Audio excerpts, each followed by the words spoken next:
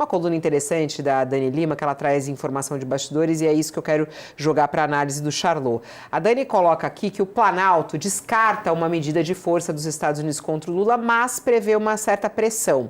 A publicação que foi feita pelo parlamentar, que tanto o Josias quanto o Sakamoto comentaram aqui, em relação ao Lula, né, que traz uma montagem exibindo o presidente Lula preso pelos americanos, foi colocada na conta de um ambiente meio deteriorado da política pelos analistas do Palácio do Planalto, ou seja, eles descartam uma medida mais drástica de força contra o Lula, mas ainda assim apostam numa tentativa de influenciar as eleições de outubro por meio da manipulação das redes sociais. Há uma preocupação evidente do presidente Lula em relação a um envolvimento dos Estados Unidos, a uma interferência dos Estados Unidos nas eleições brasileiras.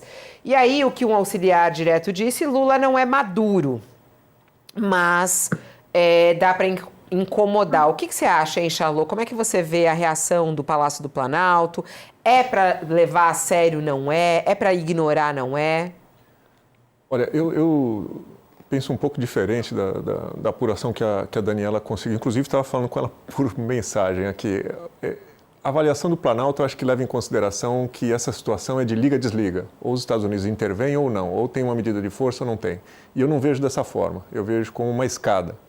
Eu acho que uso da força é associado à gradação, gradiente. Então, você fazer declarações inamistosas, você eventualmente mover embarcações na direção da costa de um país, você fazer posts em redes sociais, você adotar medidas econômicas que na prática têm um papel semelhante ao de um embargo ou de uma sanção, tudo isso são medidas de força que já estão sendo adotadas contra o Brasil e tudo isso já configura uma interferência indevida no processo eleitoral brasileiro. Portanto, eu não vejo como uma situação de sim ou não, se vai haver uma medida de força ou não. Eu vejo uma questão de quanto. E isso eu acho que vai num crescendo daqui até as eleições de outubro. A gente viu essa interferência acontecendo na área econômica, a gente viu essa interferência acontecendo na área securitária, porque quando teve a classificação das facções brasileiras como grupos armados terroristas internacionais, isso faz com que os Estados Unidos passem a dizer que esses grupos estão sob a jurisdição da ação americana, portanto isso é algo extremamente agressivo, ofensivo à soberania brasileira. A gente teve o Eduardo Bolsonaro dizendo explicitamente que bombardeios americanos seriam bem-vindos no Brasil contra embarcações associadas ao narcotráfico. Então, a gente não está partindo do zero e tentando definir se vai haver um número 1. A gente está partindo, a gente já deixou o zero para trás, passou pelo 1, pelo 2, pelo 3. Então, para mim, é uma sensação de gradação de interferência e de gradação, de gradiente do uso da força. O meu maior temor, isso não é uma previsão, mas acho que vale a pena fazer o alerta, é a associação do governo Lula com facções. Por quê? Porque isso foi feito na América do Sul. O Nicolás Maduro não foi preso, não foi capturado, sequestrado, põe o nome que você quiser nessa altura, a gente não precisa se desviar nesse garapé, mas essa captura dele não foi por ele ser ditador, não foi por ele ser violador de direitos humanos, foi por, supostamente, ele ser ligado a facções criminosas venezuelanas. Então, esse é um novo meio de intervenção americano, é pela via securitária. Eu sempre lembro que tem delações premiadas de Lava Jato, de Marcos Valério, de Palocci, falando sobre supostas associações de petistas com Hezbollah na Tríplice Fronteira, com facções criminosas. Tem inúmeras postagens do Eduardo Bolsonaro ao longo da vida parlamentar dele recuperando essas delações. Tem toda uma boataria sobre supostos acordos do PSDB em São Paulo com o PCC, no tempo em que Alexandre de Moraes estava aqui no Estado. O meu temor, e não é uma previsão, mas acho que a gente tem que botar sobre a mesa todas as informações que estão aí, é de que daqui até outubro haja uma exacerbação dessas informações, no sentido de contaminar indevidamente o governo Lula e o PT com essas atividades criminosas.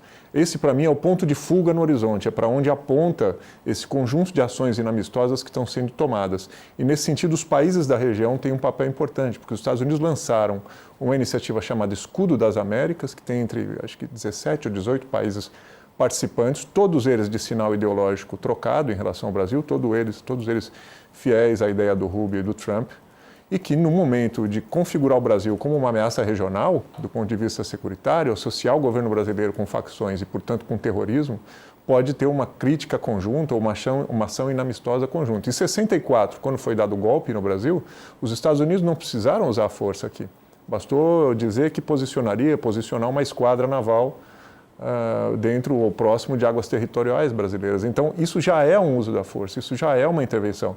A gente não deve ficar paralisado se perguntando se os Estados Unidos vão jogar uma bomba aqui ou não, ou se vão entrar em Brasília e capturar o Lula ou não. Acho que essa não é bem a questão. Mas você acha que a literalidade dessa postagem do Gimenez, né, indicando, sugerindo uma prisão, uma intervenção para sequestro do Lula, tal qual o Maduro foi sequestrado na Venezuela, na sua avaliação, é algo viável? Mas viável do ponto de vista o quê? Militar, político, de oportunidade? Eles podem vir aqui e pegar o Lula? Podem do ponto de vista o quê? Político ou legal? Não, de acontecimento, não do poder do tipo, eu posso, no sentido, eu estou permitido, eu estou falando. E isso você vislumbra isso acontecendo?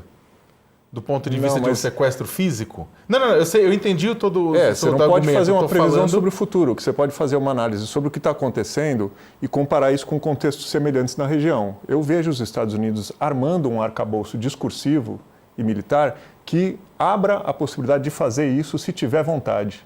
Se vai fazer ou não, eu acho que depende de fatores que vão se desenrolar daqui a outubro. Entre eles, a possibilidade de os Estados Unidos descobrirem que podem ter uma relação com o Lula tão boa quanto teriam com o Flávio, do ponto de vista de negócios de terras raras. Muita coisa pode acontecer.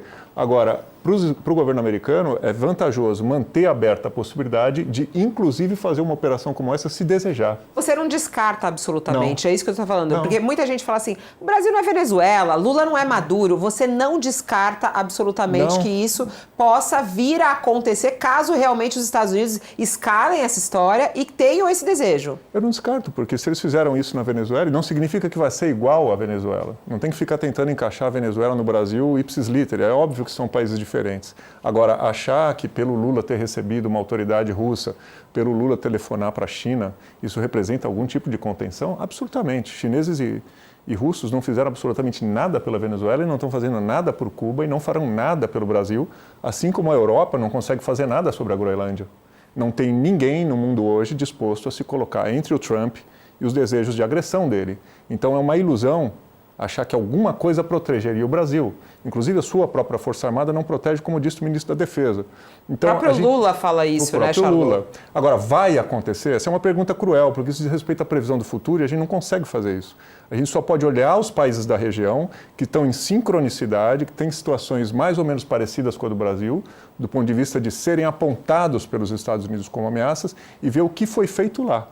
Se vai acontecer no Brasil, não é nem papel nosso dizer, isso é coisa de vidente. Agora, o papel nosso é elencar os elementos, recuperar os fatos históricos recentes e dizer, olha, o risco existe. Eles fazem questão de dizer que todas as cartas estão sobre a mesa. O Marco Rubio comparou o Brasil com a Venezuela, com Cuba, com Nicarágua, que são ditaduras de esquerda. Isso não é normal, a gente está num grau muito elevado de deterioração das relações e de insegurança, porque, do contrário, o ministro da Defesa não teria feito a declaração que fez. Então, assim, o assunto militar, ele está colocado, seja de forma burlesca, por essas postagens ofensivas, coisas de moleque, seja porque a gente tem o Ministério da Defesa do Brasil, o presidente da República, falando sobre o assunto militarmente. Agora, como eu digo, não é questão de sim ou não, vai bombardear, não vai, é questão de gradação. Então, na trajetória entre um uso efetivo da força e o nada, você tem muita coisa, e eu acho que a gente vem subindo degraus nessa atitude hostil dos Estados Unidos em relação ao Brasil, isso é inegável. Para quem está conosco na TV, o papo tá quente, tá pegando fogo, o Charlot ele fala com essa calma, mas só que ele deixa a gente pegando fogo aqui, entendeu? A gente vai pro intervalo, fala agora no nosso YouTube, o UOL no YouTube. Eu quero ouvir você, Josias, depois dessas declarações aí do Charlot. Nada é descartado. Bom, em relação ao Trump, Fabiola, não se pode descartar coisa nenhuma. Em verdade, ele já deu demonstrações de que é capaz de tudo, né? Agora, o que protege o Brasil, a meu juízo, além da relevância geopolítica, que é muito maior do que a da Venezuela, é o pragmatismo do Lula.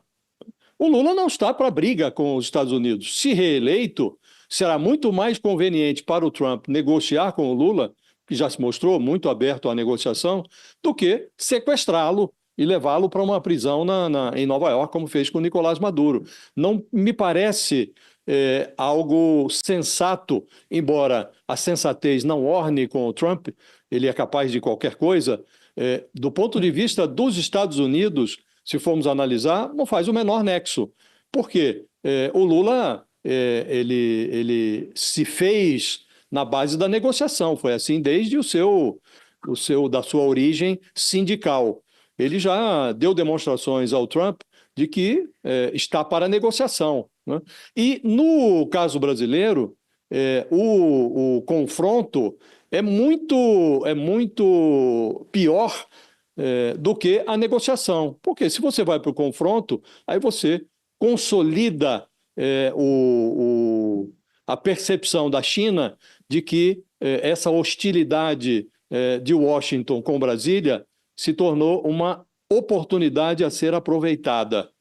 Então, não me parece que, sob qualquer ângulo que se analise, conviria ao Trump uma intervenção militar. Até porque, se ela ocorrer, nós não vamos ter. O Lula tem falado muito, e o Charlot tem razão, ele incluiu o fator militar no seu discurso. Disse na convenção do PT, repetiu no programa de governo que foi apresentado no TSE, que é preciso reequipar as Forças Armadas brasileiras, naquela linha de que, se você quer a paz, precisa se preparar para a guerra, não é? E ocorre que, por mais que se prepare as Forças Armadas brasileiras, ela não tem a menor capacidade de responder à altura a uma eventual incursão militar dos Estados Unidos. Mas eu, sinceramente, a despeito de toda a irracionalidade que marca a presidência do Trump, não me parece que essa seja uma alternativa. Hoje eles fazem intervenção no processo eleitoral brasileiro, porque a eles, evidentemente, convém muito mais o Flávio Bolsonaro, porque aí será uma subordinação irrestrita. Mas não haverá óbice para a negociação caso o Lula seja reeleito. Então, quer me parecer que vão forçar a mão durante o processo eleitoral, mas havendo o triunfo do Lula nas urnas, eles vão para a negociação. Sim.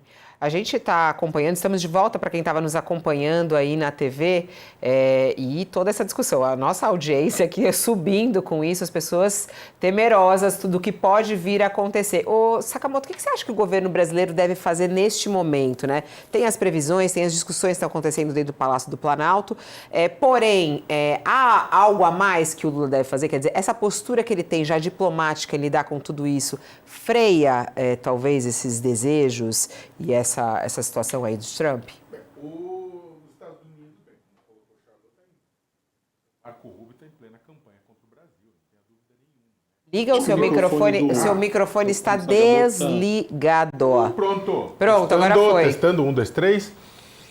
É claro que os Estados Unidos, como bem colocou o Charlot, já está interferindo na eleição brasileira, né? A gente precisa ver, o que eu estou mais curioso, inclusive, para ver como é que vai ser a interferência utilizando as próprias Big Techs. Vamos ver como é que vai ser a manipulação do debate público nas últimas semanas de campanha. Isso eu acho que é preocupante, porque isso muitas vezes voa abaixo do radar e a gente só descobre depois quando alguém for fazer uma tese de doutorado a respeito. Por quê? Porque acontece, né? Como já aconteceu em vários lugares do mundo. Agora, eu acho que o governo brasileiro, no que pese alguns excessos aqui e ali, não na relação com os Estados Unidos, né? Mas eu acho que o governo brasileiro ele está trilhando o caminho possível.